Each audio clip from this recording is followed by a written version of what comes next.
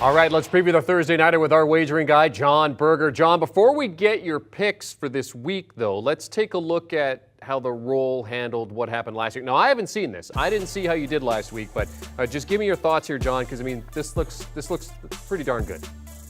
I thought, yeah, it actually turned out well, Jeremy. I mean, thank goodness, because we hit it here at 4-1 in the NFL last week, which we really needed because I got obliterated in the college market on Saturday. First time in the first 4 weeks of the season, but we needed these, and it was a good pick. It was a good Thursday night football, but we certainly needed those. Sometimes when you're in the wagering business, this happens. You got to take a step back, breathe, don't drink your own Kool-Aid.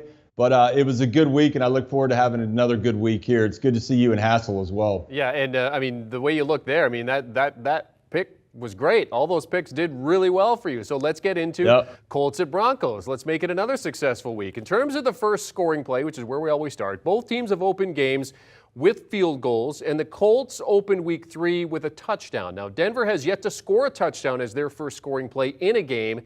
Neither team has scored or given up a rushing touchdown to start the game. So with all that in mind, where's your money on the first scoring play here? That was a lot, man. I know. You got anything else, or are we good? Can we start here? I appreciate that. I went deep for you. I appreciate the tee up, man. You and Hassel were back there taking notes, I can tell, in the pre-show meeting. Look, here's the thing. This is going to be a little bit different of a game. I was kind of hoping, as a pure wagering analyst here, that we got like some wet weather. It was going to be like 40 degrees out in Denver. That kind of would have turned or pulled some of the levers for me. Look, both these teams are looking for some answers offensively, and we're getting a little bit deep in the season for that to be occurring. Neither team's going to run the football successful.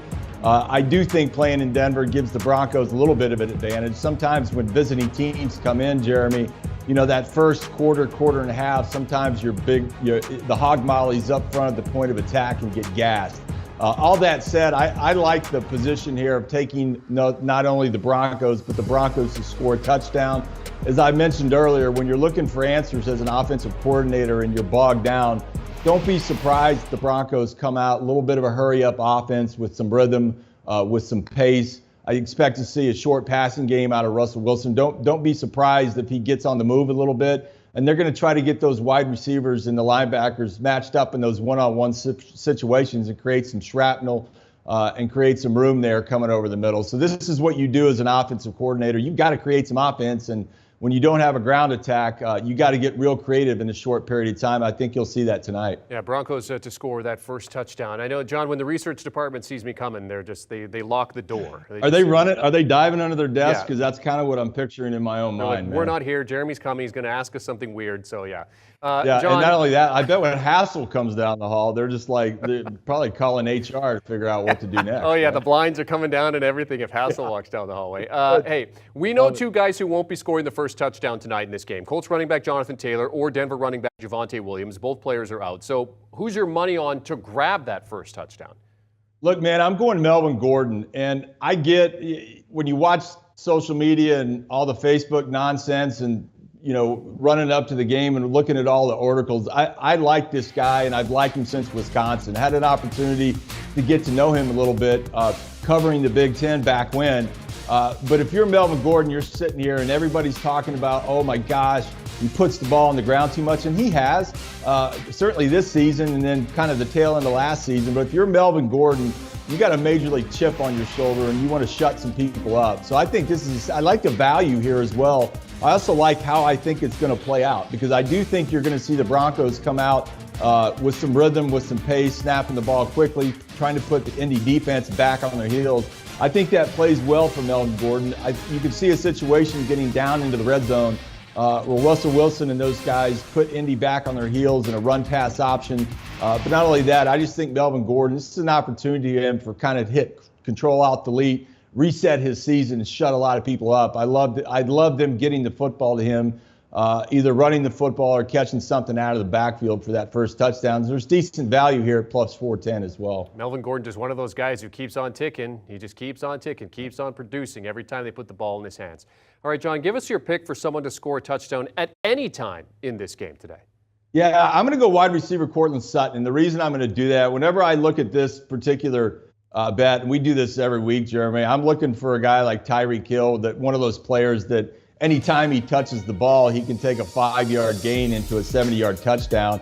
In this particular situation, I just wanted to turn up the volume a little bit, get some volume of plays so I could feel better about maintenance. Anyway, I'm going to make the bet on Sutton. The reason I did that is right now he's the number 1 wide receiver. He's in 91% of the snaps in the Bronco offense, and he leads the team in red zone targets. So when you kind of wind all that up, again, I was just looking for some value in the bet, and I wanted a volume of plays in a situation where a player has to create some offense. And I like not only the value, but I like the volume of plays that he's going to participate in. I think he can get that done and win that money for us. Taking a look at some of the other numbers, Matt Ryan has thrown 1 touchdown and 4 interceptions when targeting receivers this season with Indianapolis. He's been much better targeting running backs and tight ends. The numbers switched to 4-0. So with that in mind, do you like maybe one of his guys in those positions to go over their prop total here, or are you looking elsewhere, John? Yeah, you're picking up my sign language, right? My hand language there. Yeah, I Take got the you. over. And again, this is nothing. I think Ryan's going to play great tonight, but you got to understand what's going on with them offensively. Again, with your top back out, you can't run the football. It really collapses the playbook. You go from 100 pages to about 5, Jeremy. That's not an easy thing to do with a 7-day turnaround, or even on a short week. That's hard to do, to turn that around. So I think they don't really have a lot of options here. They're not going to line up and run the football down the front 7. They're not going to run the football down the throat of the front 7 of the Broncos. This is not going to happen. So in that light, I think you're going to see Ryan. I mean, the ball's going to be in the air the entire night. They're going to have to do that. Sails a little bit differently. There'll be a light wind in Denver tonight, but I just think I'm going to play the odds there. He's thrown a pick in 3 out of the last 4. The ball's going to be in the air a lot, and don't be surprised if Denver dials up some pressure. And when you do that, things can get interesting. So I like the value on the bet. I think he throws at least 1 pick, and I think we can cash that check. Yeah, one of the top interception leaders in the NFL through 4 weeks of play. And what about a guy to go under his prop total?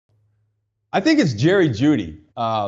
This one I looked at hard. And again, when we talk about kind of overs, you talk about volume of plays and participation.